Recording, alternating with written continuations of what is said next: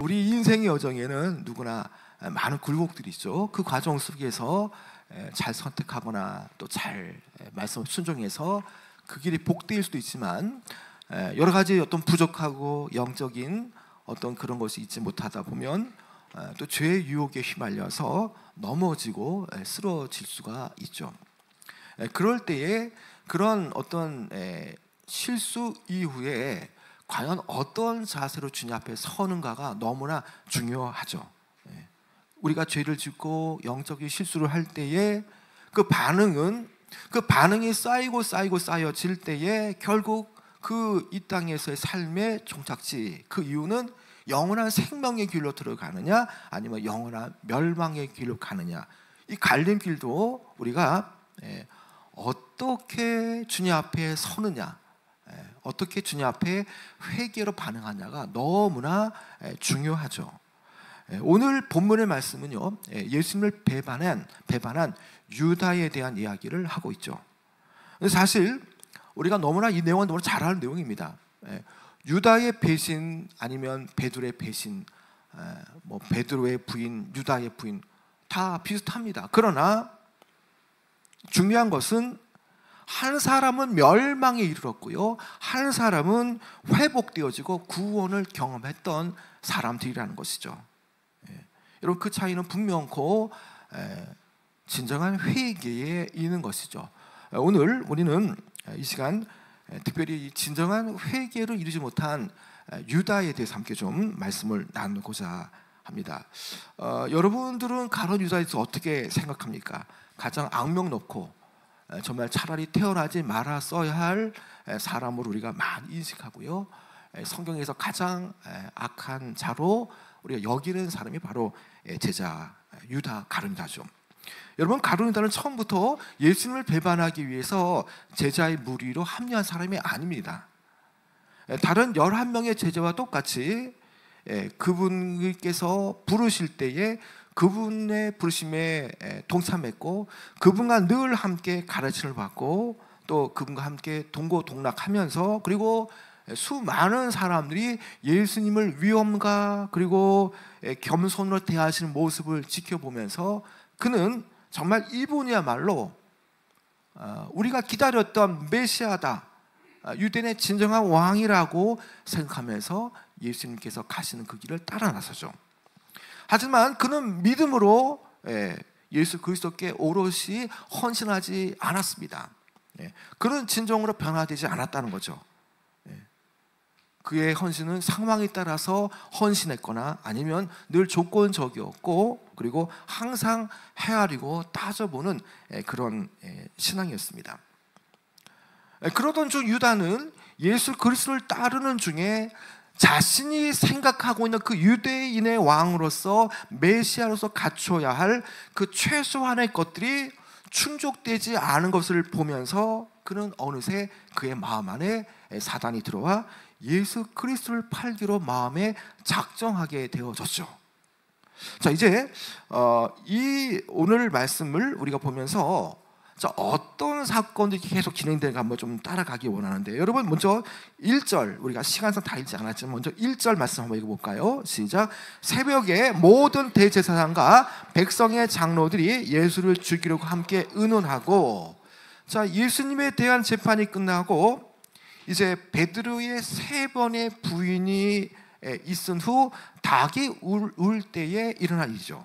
우리가 1절 앞에 75절에 보면은 그 내용이 나오지 않습니까? 자, 이런 과정 속에서 사내들인 재판 아니면 혹 긴급하게 소집됐던 공회에서 예수님께 대한 사형을 언도하게 되어집니다. 당연히 예수님께서 사형이 언도되어진 죄인이기 때문에 빌라도에게 이 종교 지도자들이 데려가기 전에 이미 예수님은 결박된 상태죠. 그래서 2절에 보면 결박하여 끌고 가서 총독 빌라도에게 넘겨주니라.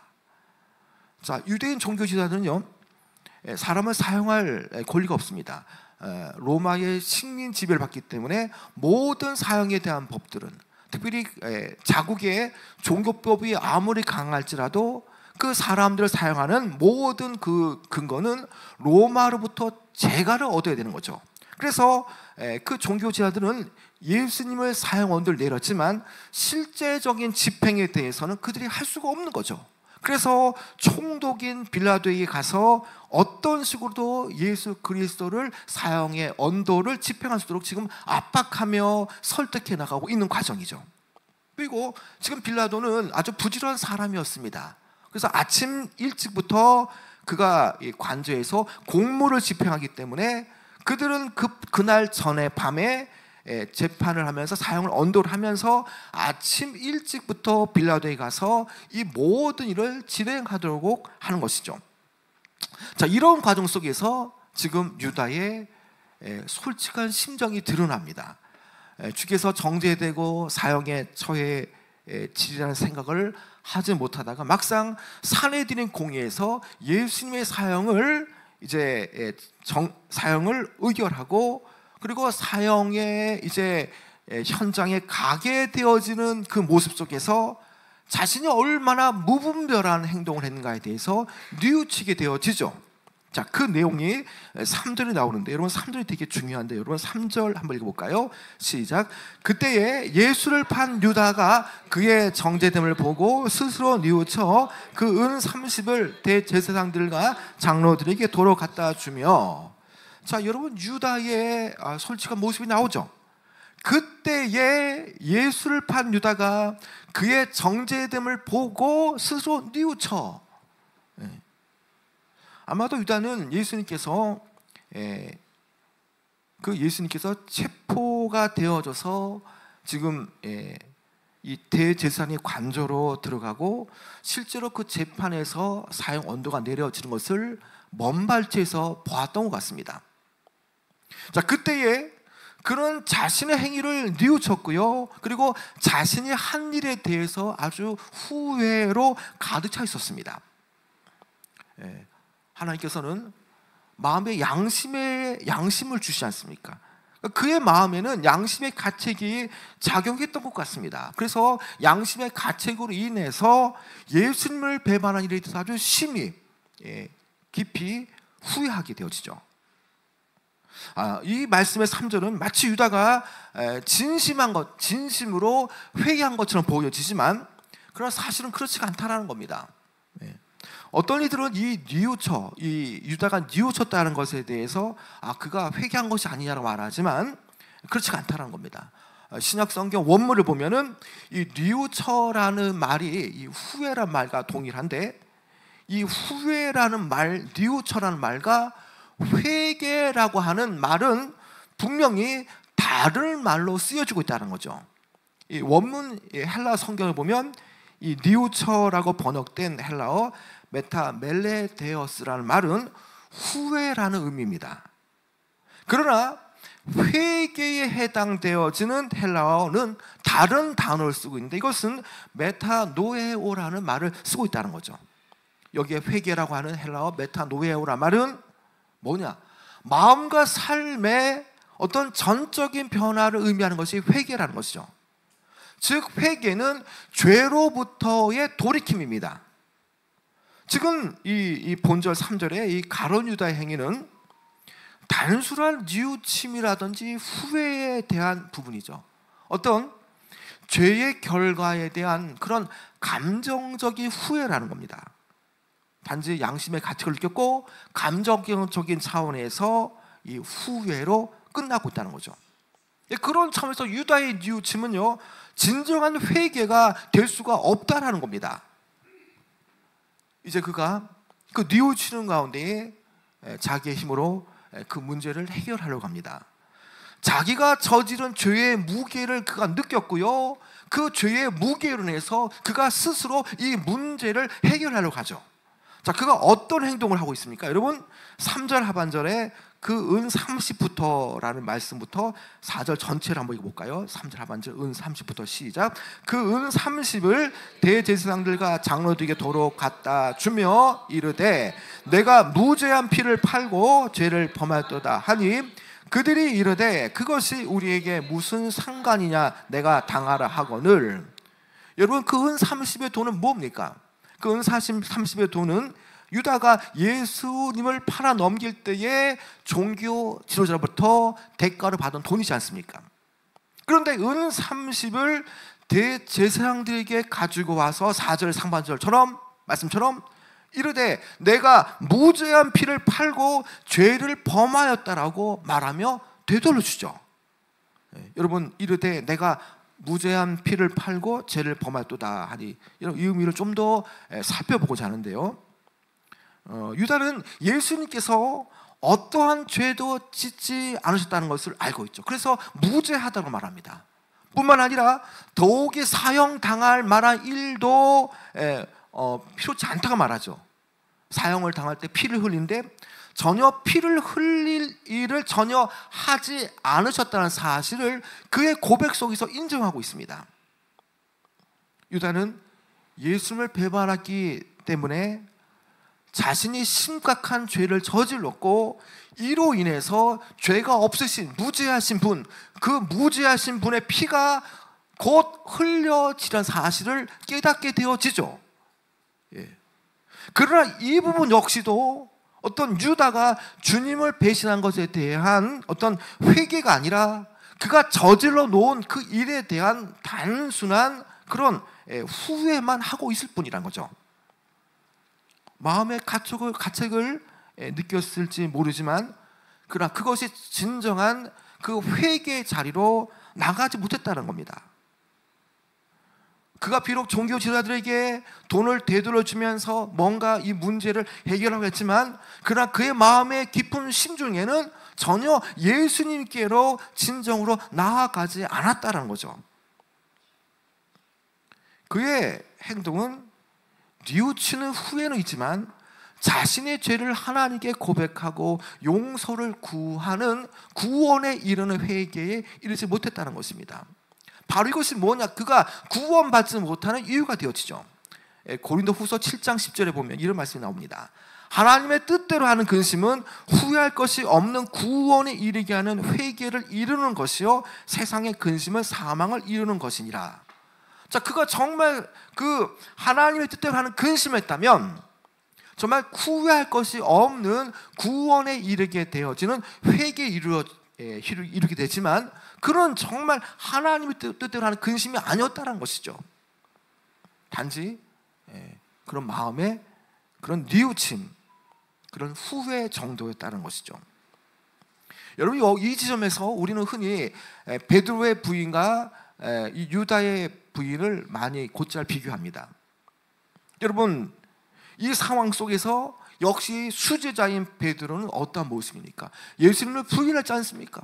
그것도 한 번, 두 번이 아니라 완벽하게 세 번이나 부인하고 말았던 것이죠. 그가 세 번째 부인할 때, 예수 그리스도를 부인할 때에 그 순간 예수님께서 뒤돌아볼 때에 그 예수님의 눈과 베드로는 마주쳤습니다. 누가복음 22장 61절과 62절에 보면 그 내용이 아주 자세히 나오는데요, 주께서 돌이켜 베드로를 보시니 베드로가 주의 말씀이 생각나서 밖에 나가서 심히 통곡하니라. 주의 말씀이 떠올라지니까 심히 통곡이 되어진 거죠. 베드로는 예수님의 눈빛을 통해서 자신의 죄를 보았습니다. 그리고 동시에 그 눈빛 속에 그 예수 그리스도의 예수님의 사랑의 용서를 보았던 것이죠. 그래서 그가 밖에 나가서 심히 통곡하며 자신의 죄를 하나님 앞에 내어놓지 않습니까? 여러분, 그 베드로의 통곡은요 단순한 뉘우침이 아니라는 겁니다. 이것은 단순한 감정의 분출도 아니라는 거죠.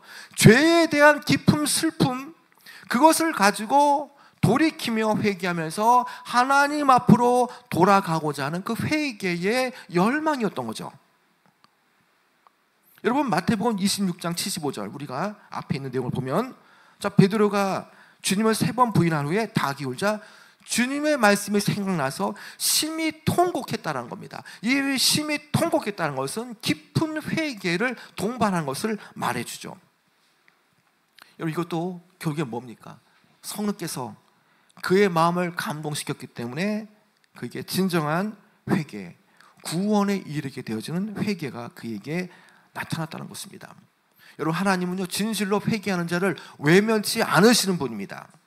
여러분, 그런 의미에서 우리가 죄를 짓고 돌이킬 수 있다는 사실은, 회개할 수 있다는 사실은 우리에게 얼마나 복된 일인지 모르는 것입니다.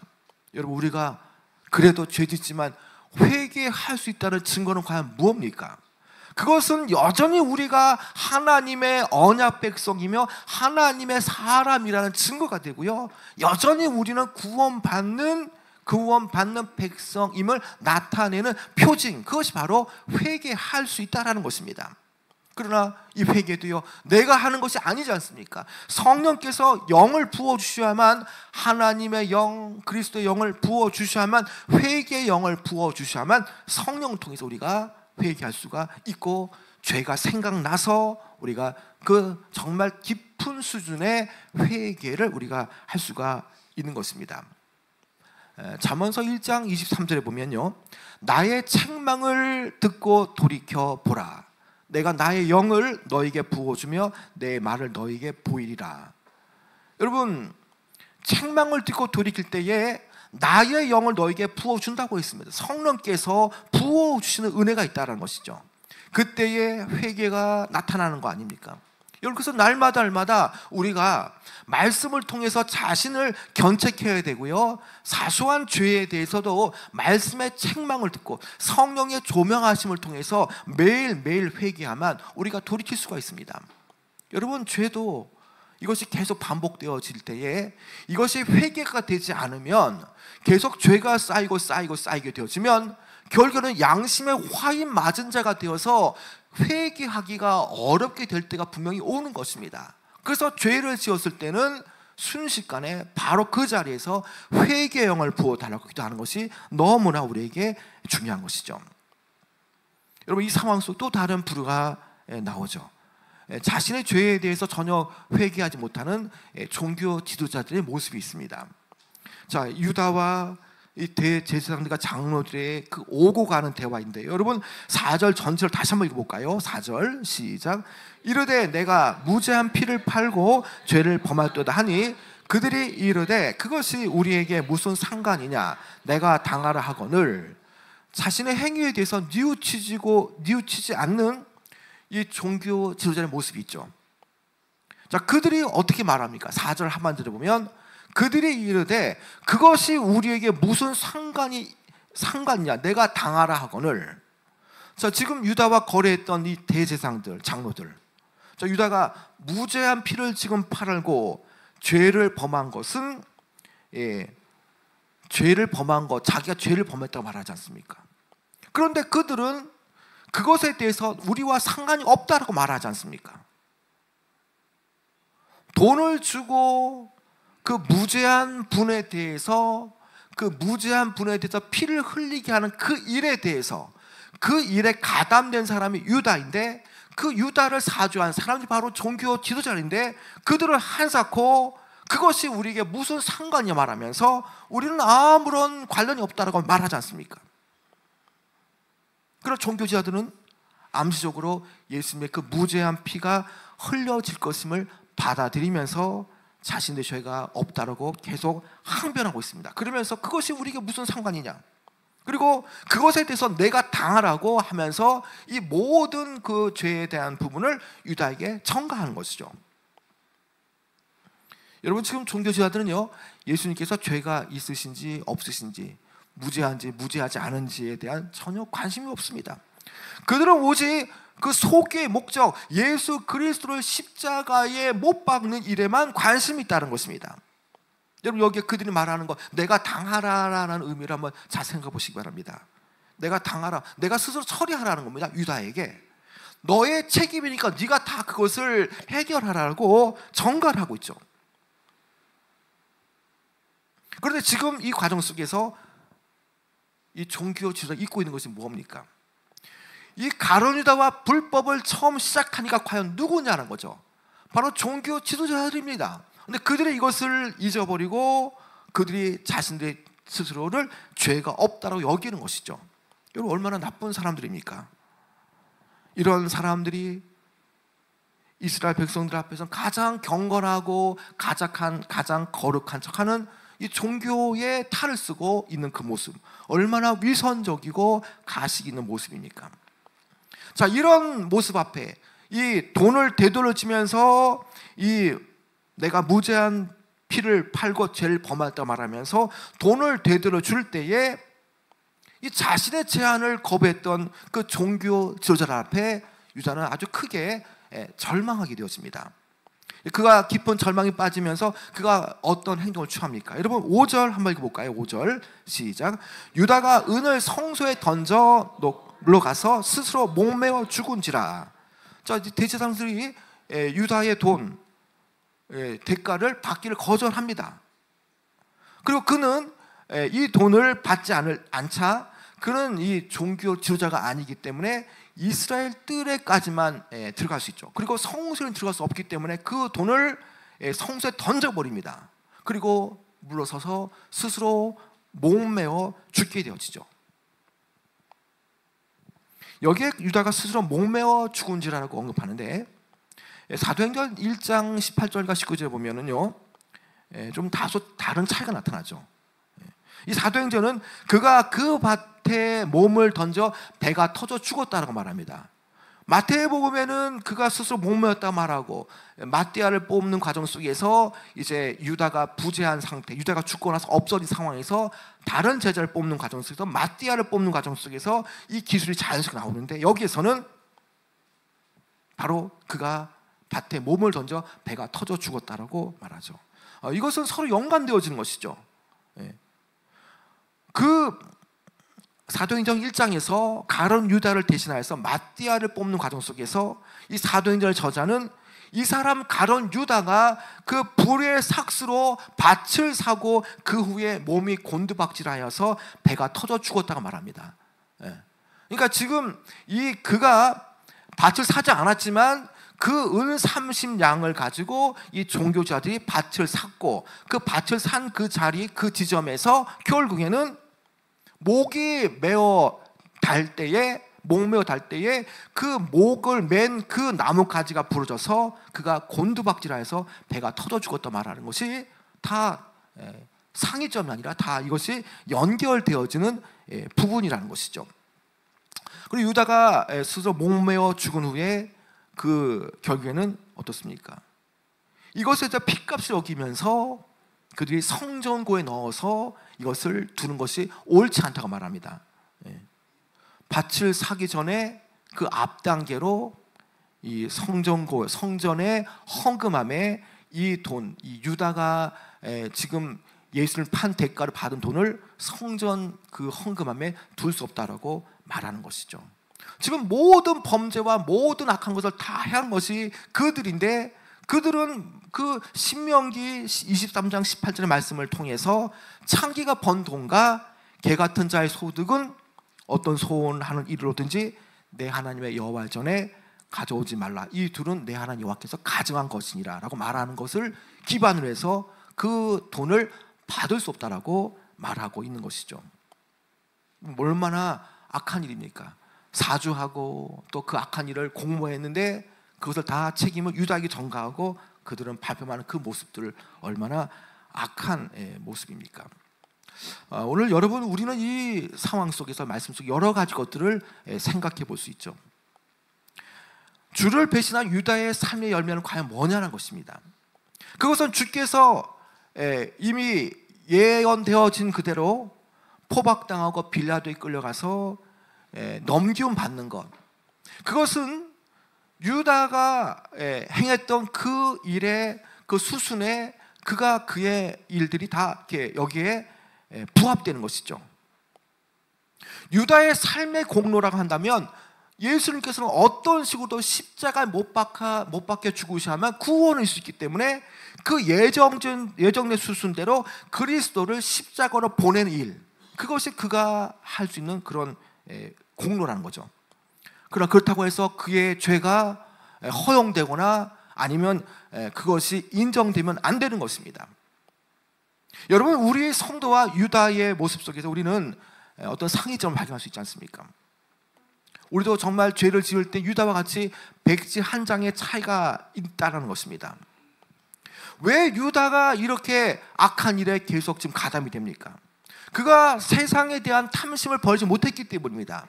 그 탐심에 대해 속히 회개했다라면 그런 유다로서 가운데서 가야 할 길을 가지 않을 수도 있었던 것이죠. 유다의 그 예수 그리스도에 대한 배신은 어떤 것입니까? 탐심이, 돈을 사랑하는 탐심이 그 배신의 기저 안에 깔려 있다는 것입니다. 여러분, 요한복음에 따르면요, 그 마리아가 값비싼 향유를 예수님께 부을 때에 유다가 그것을 반대하지 않습니까? 그 왜 그렇습니까? 가난한 자들에 대한 어떤 그런 돌봄이 아니라 탐욕 때문이라고 요한은 증명하고 있지 않습니까? 그가 돈을 맡은 자로서 섬기는 가운데에 예수님께서는 요한복음 12장 6절의 말씀을 통해서 그는 돈궤에서 돈을 훔친 도둑이었다라고 말하고 있다는 것이죠.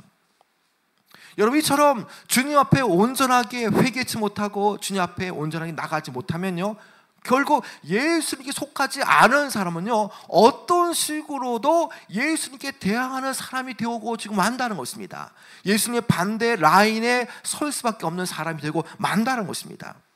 유다가 돈을 사랑한 마음이 그냥 한 번에 이루어져서 그렇게 예수님 팔았겠습니까? 그것이 쌓였는데 이것이 회개가 되지 않으니까 어느새 돈을 사랑한 탐심이 그를 배도하게 만들었고 예수 그리스도를 파는 데에 일조하게 만들었다는 것입니다.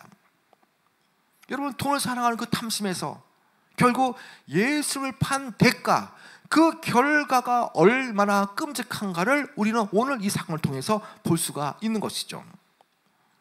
또 하나 우리가 명심할 것이 있습니다. 여러분, 성도들은요, 회개하는 사람이 되어야 되지 가룟 유다처럼 단순히 후회에 그쳐서는 안 된다는 것입니다. 여러분, 우리가 일견 후회와 회개가 비슷하게 보여지지만요, 그 영적인 차이는 엄청납니다.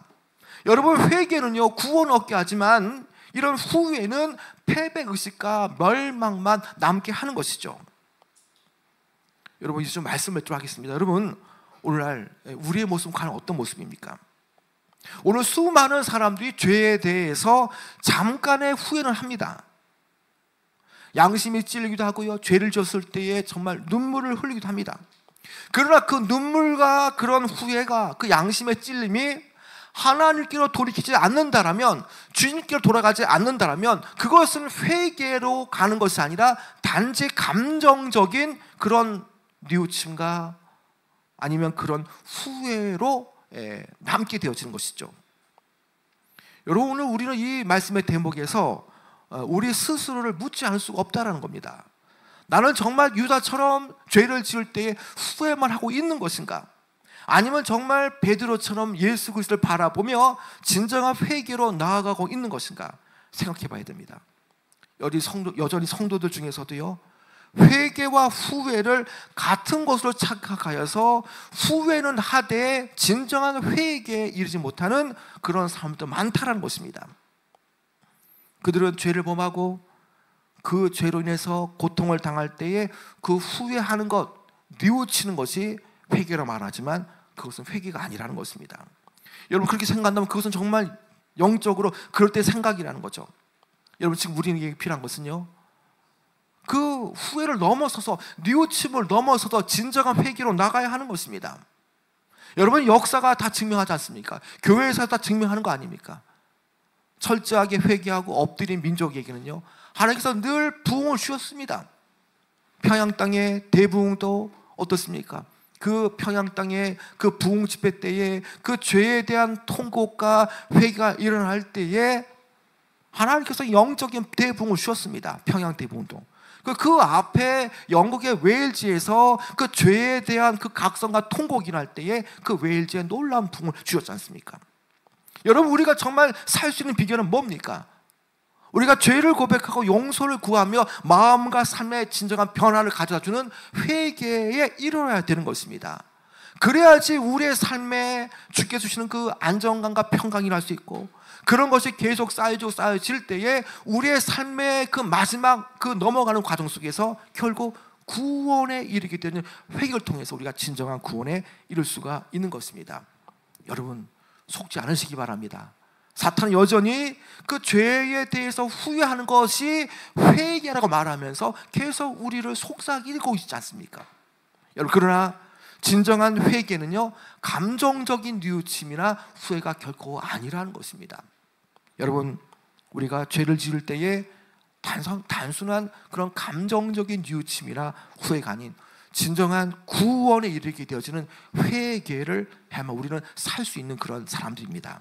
여러분, 우리가 죄를 지을 때 즉각 회개하시고요, 주님께로 돌이키길 바랍니다. 그것만이 살 길이고 그 회개만이 구원에 이르게 되어지는 회개함을 잊지 않으시고요, 오늘 베드로와 그리고 그 가룟나의 모습 속에서 어떤 차이가 있는지, 그리고 그 진정한 회개의 결과 무엇을 낳게 되었는지를 생각하시면서 우리 삶의 진정한 회개를 나타내시는 귀한 여러분 되어지길 축원합니다.